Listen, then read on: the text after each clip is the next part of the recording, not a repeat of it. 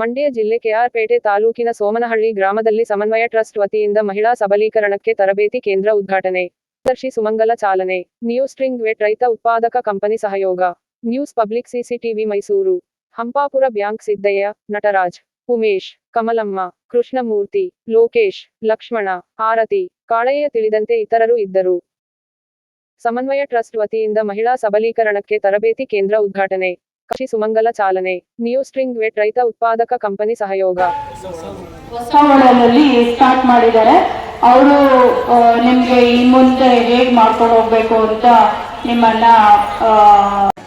ನನ್ನ ಹೆಸರು ಸುಮಂಗಲ ಅಂತ ಹೇಳಿ, ಸಮನ್ವಯ ಟ್ರಸ್ಟ್ನ CEO.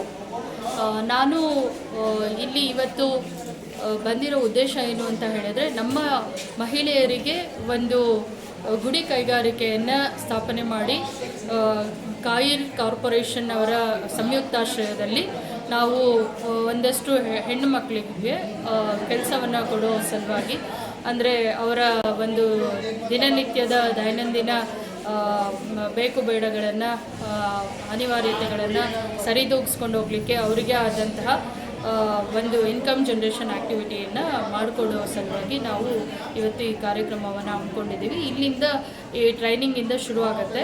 ತದನಂತರ ನಾವು ಅವ್ರಿಗೆ ಜಾಬ್ ವರ್ಕ್ ಥರ ಕೊಡ್ತಾ ಇದ್ದೀವಿ, ಪೀಸ್ ವರ್ಕ್ ಥರ.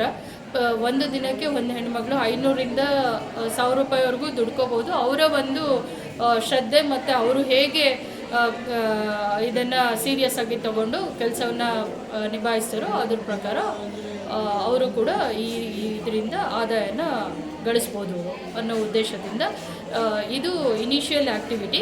ಇದ್ರ ನೆಕ್ಸ್ಟು ನಾವು ಇನ್ನೂ ಸಾಕಷ್ಟು ಯೋಜನೆಗಳನ್ನು ಕಾರ್ಯಕ್ರಮಗಳನ್ನು ಇಂಟ್ರೊಡ್ಯೂಸ್ ಮಾಡ್ತಾ ಇದ್ದೀವಿ. ಕಾರ್ಪೊರೇಷನಿಂದ 30 ಜಾಗದಲ್ಲಿದೆ. ಈ ಮಂಡ್ಯ ಡಿಸ್ಟ್ರಿಕ್ಟಲ್ಲೂ 2-3 ಕಡೆ ಇದೆ. ಅದೇ ರೀತಿ ಕರ್ನಾಟಕದಾದ್ಯಂತ ಇದೆ ಕಾಯರ್ ಕಾರ್ಪೊರೇಷನಿಂದ. ಇಲ್ಲಿ ನಾವು ಸಮನ್ವಯ ಟ್ರಸ್ಟ್ ಮತ್ತು ಕರ್ನಾಟಕ ಕಾಯರ್ ಕಾರ್ಪೊರೇಷನ್ ಸಂಯುಕ್ತಾಶ್ರಯದಲ್ಲಿ ಈ ಒಂದು ಆ್ಯಕ್ಟಿವಿಟಿನ ಸ್ಟಾರ್ಟ್ ಮಾಡ್ತಾ ಇದ್ದೀವಿ.